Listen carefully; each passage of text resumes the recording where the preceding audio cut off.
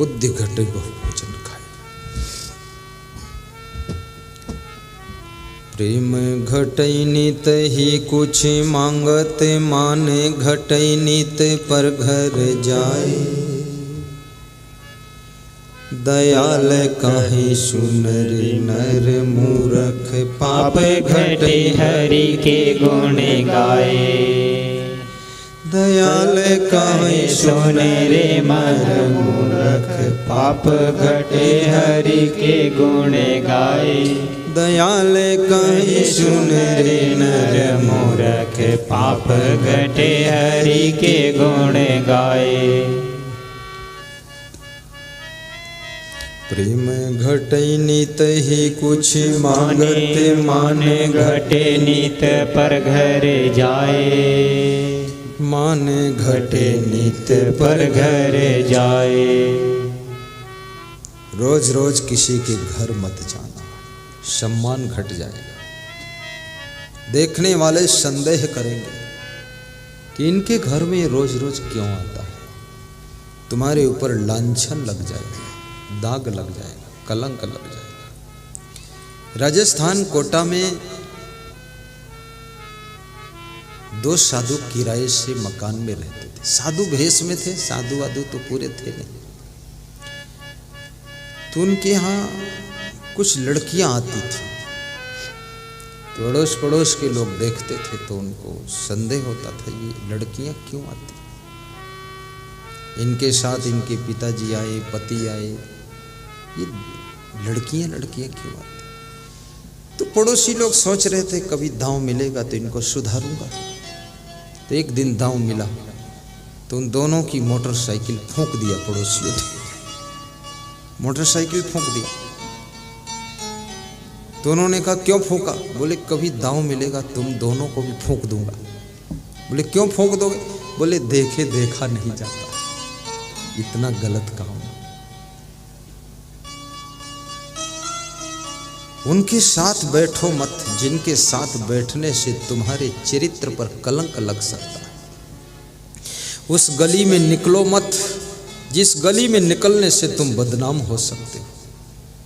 उस सामान को हाथ में पकड़ो मत, जिसको पकड़ने से तुम्हारा नाम खराब हो सकता है। और उनकी संगत मत करना, जिससे तुम्हारा ग्राफ गिर सकता है। और उनको अपने साथ में मत रखना, जिनके साथ में रहने से तुम्हारी वक्त कम हो सकती है, कीमत कम हो सकती है। ऐसे लोगों को दूर कर देना, मत रखना।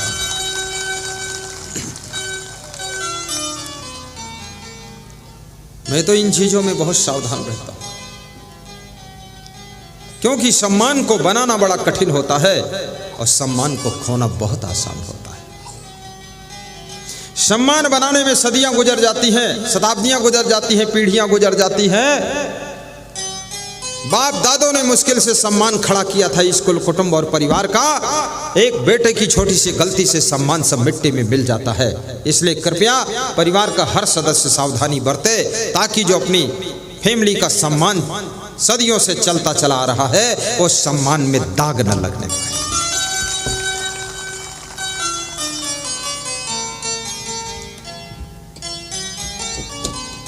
वाह वाह, बहुत बड़ी चीज है।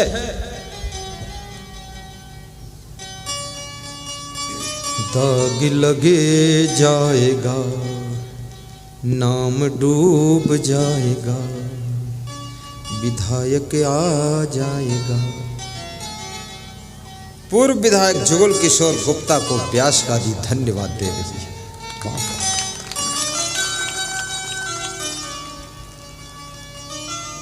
बहुत बुजुर्ग हो गए। वाह वाह, धन्य हो बाबा। बैठो। इस क्षेत्र के लिए जिन्होंने बहुत मेहनत किया है,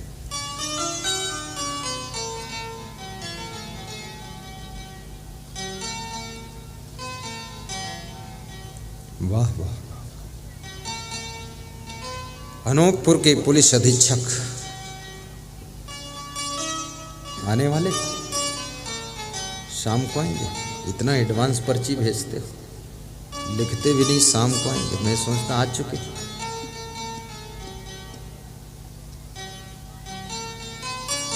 मत भेजा करो। प्रवचन हो रहा कि तमाशा समझते हो? बोलो दरोगा जी, यहाँ पर्ची भेज कर डरवाते हो हमको।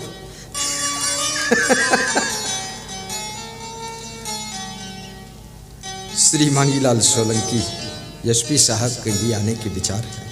अभिषेक राजन एएसपी को भी व्यास गादी धन्यवाद देती है और समस्त पुलिस जवान थाना भालू माड़ा वाड़ा है माड़ा रामनगर टीआई हरिशंकर शुक्ला जी, खड़े हो जाओ शुक्ला जी, उधर देखो।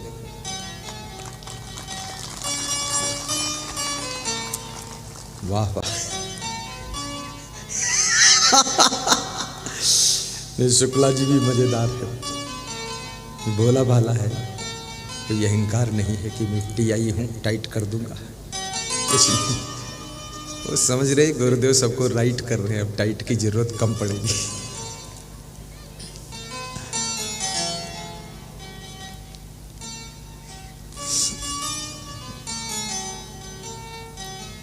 साहिब बंदगी, साहिब ताली बजा दो एक बार।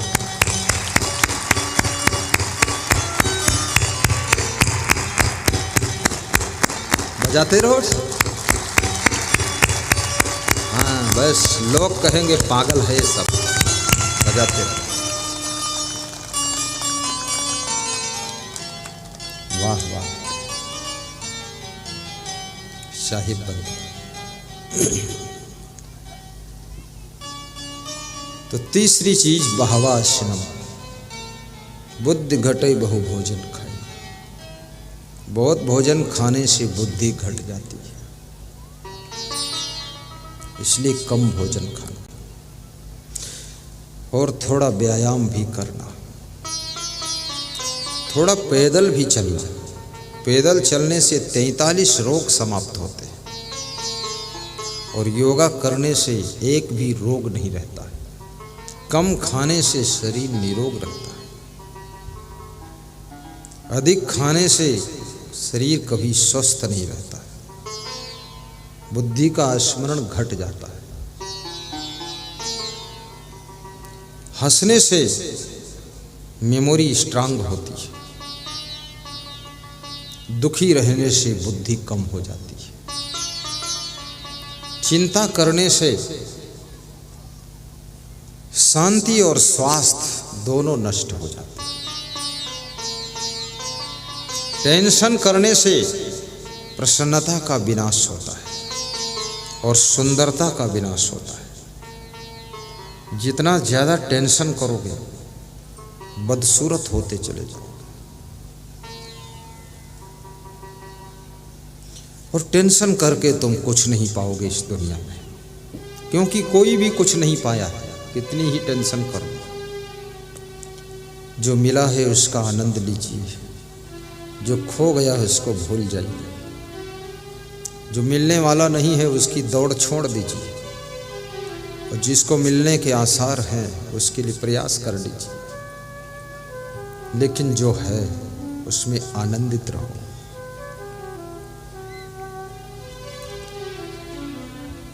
जो बेटा है उसके साथ एडजस्टमेंट बनाओ, जो बहू मिली है उसके साथ सेटलमेंट करो।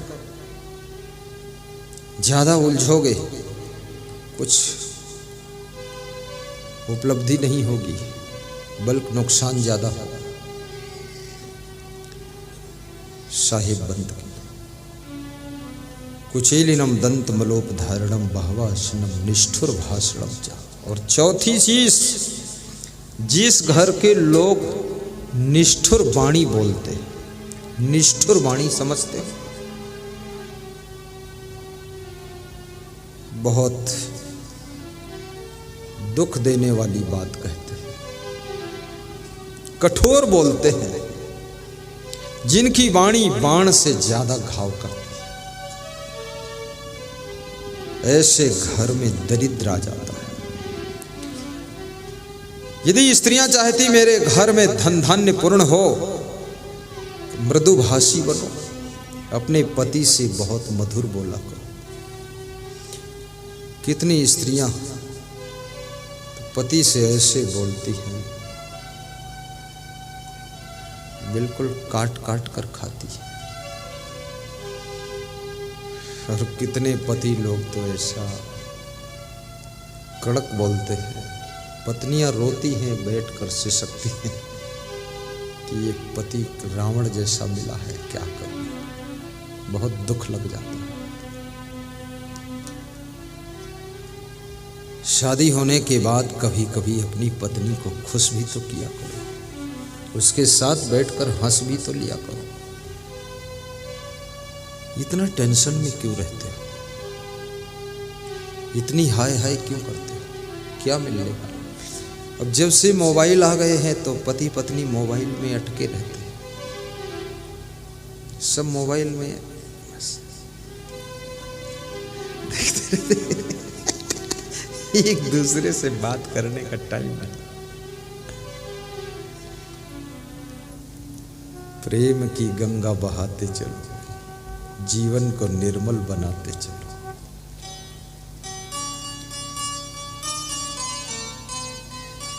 धन्य हो। निष्ठुर वाणी आपके घर में दरिद्र को बुलाती है, मृदु वाणी लक्ष्मी को स्थापित करती है। इसलिए मधुर बोलने का स्वभाव बनाइए। भगवान श्री राम का स्वभाव कैसा था? राम जब बोलते थे तो थोड़ा सा मुस्कुरा कर बोलते थे।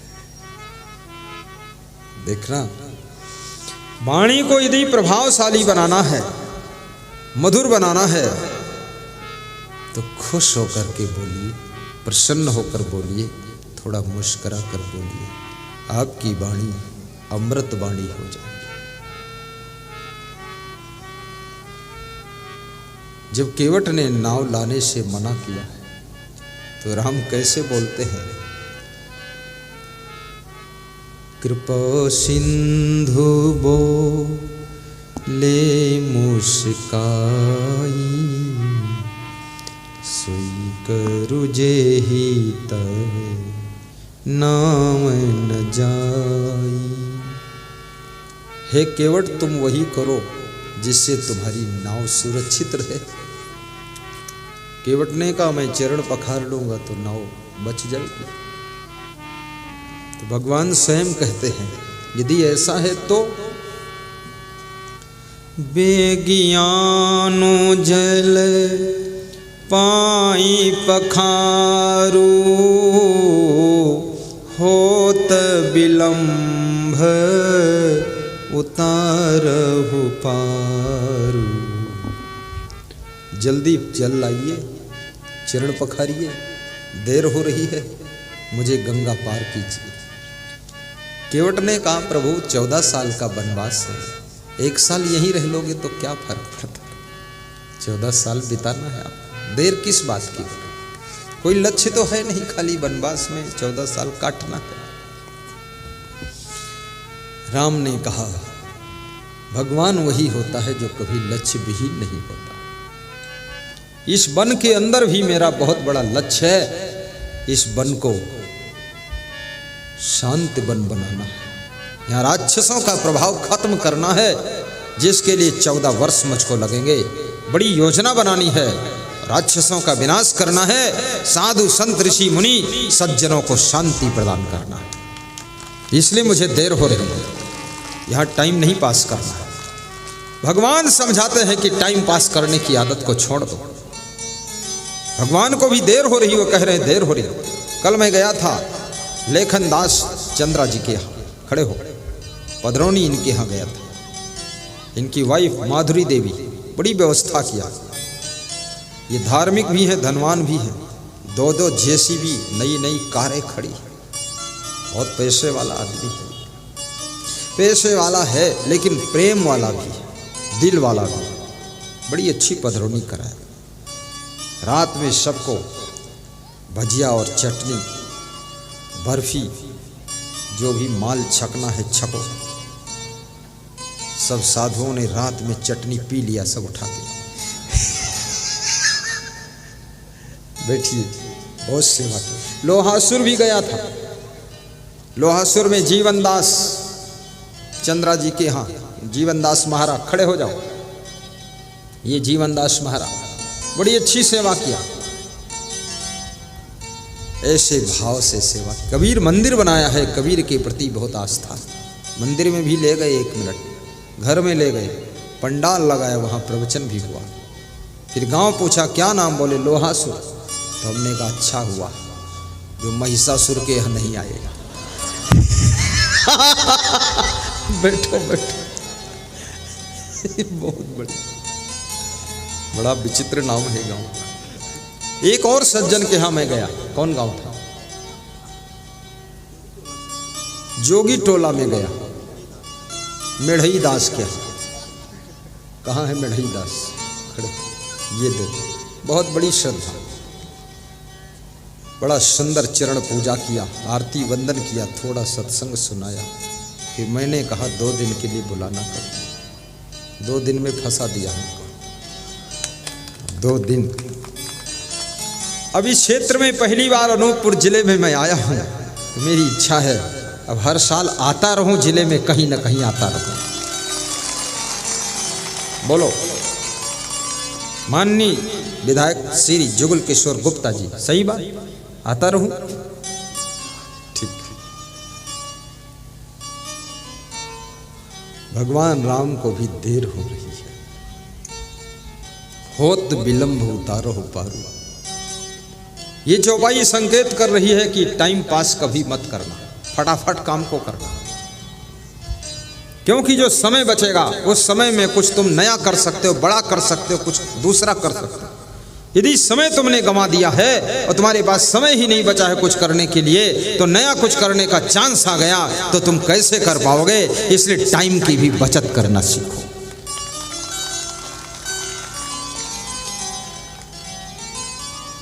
अभी जब यहां व्यास गादी पर आ रहे थे, श्री हीरा चंद्रा जी पटवारी साहब